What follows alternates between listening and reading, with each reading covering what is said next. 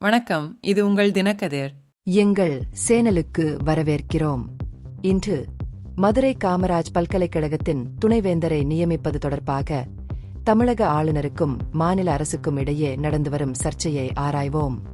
ஜனவரி 31, 2025 அன்று மதுரை காமராஜ் பல்கலைக்கழகத்தின் புதிய துணைவேந்தரை தேர்ந்தெடுப்பதற்கான தேடல் குழுவை அமைப்பது தொடர்பான சமீபத்திய அறிவிப்பை திரும்பப் பெறுமாறு ஆளுநர் என் ரவி தமிழக அரசுக்கு உத்தரவிட்டார்.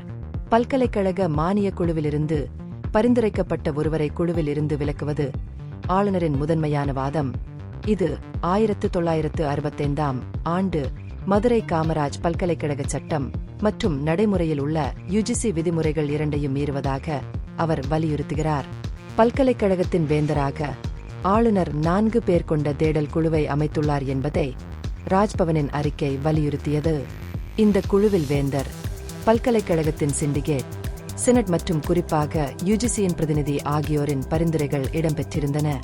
இருந்தபோதிலும் ஜனவரி 9, 2025 அன்று மாநில அரசு வெளியிட்ட அறிவிப்பில் யுஜிசி பரிந்துரையாளர் நீக்கப்பட்டுள்ளார். இது உச்ச நீதிமன்ற தீர்ப்புகளுக்கு முரணானது என்று ஆளுநர் கருதுகிறார். துணைவேந்தர் நியமனங்களுக்கான தேடல் குழுக்களில் யுஜிசி பரிந்துரையாளர்களை சேர்ப்பது தொடர்பாக ஆளுநருக்கும் தமிழக அரசுக்கும் இடையேயான பரந்த தொடர்ச்சியான மோதலின் ஒரு பகுதியாக இந்த சம்பவம் உள்ளது. இதுபோன்ற சர்ச்சைகள் குறிப்பிடத்தக்க தாமதங்களுக்கு வழிவகுத்தன. தற்போது 6 மாநில பல்கலைக்கழகங்கள் நியமிக்கப்பட்ட துணைவேந்தர்கள் இல்லாமல் இயங்குகின்றன. இதற்கு பதிலளிக்கும் விதமாக இந்த விஷயத்தில் தெளிவு மற்றும் தீர்வு காண மாநில அரசு உச்ச நீதிமன்றத்தை அணுகியுள்ளது.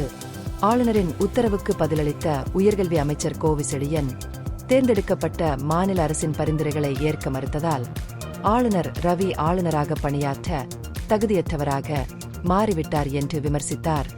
ஆளுநர் தனது அரசியலமைப்பு கடமைகளை நிலைநிறுத்துவதற்கு பதிலாக பாஜகவின் நலன்களுடன் இணக்கமாக செயல்படுகிறார் என்று அமைச்சர் மேலும் குற்றம் சாட்டினார். கல்வி நிறுவனங்களின் சுயாட்சி மற்றும் நிர்வாகம் தொடர்பாக மாநில அதிகாரிகளுக்கும் ஆளுநர் அலுவலகத்திற்கும் இடையே நடந்து வரும் பதற்றத்தை இந்த மோதல் அடிக்கோடிட்டு காட்டுகிறது. உச்ச நீதிமன்றத்தில் மாநிலத்தின் மேல்முறையீட்டின் விளைவு பல்கலைக்கழக நிர்வாக விஷயங்களில் மாநில அரசு மற்றும் ஆளுநர் இருவரின் பங்கு மற்றும் அதிகாரங்கள் குறித்து மிகவும் தேவையான தெளிவை வழங்கும் என்று எதிர்பார்க்கப்படுகிறது. இது உங்கள் தினக்கதிர். நன்றி.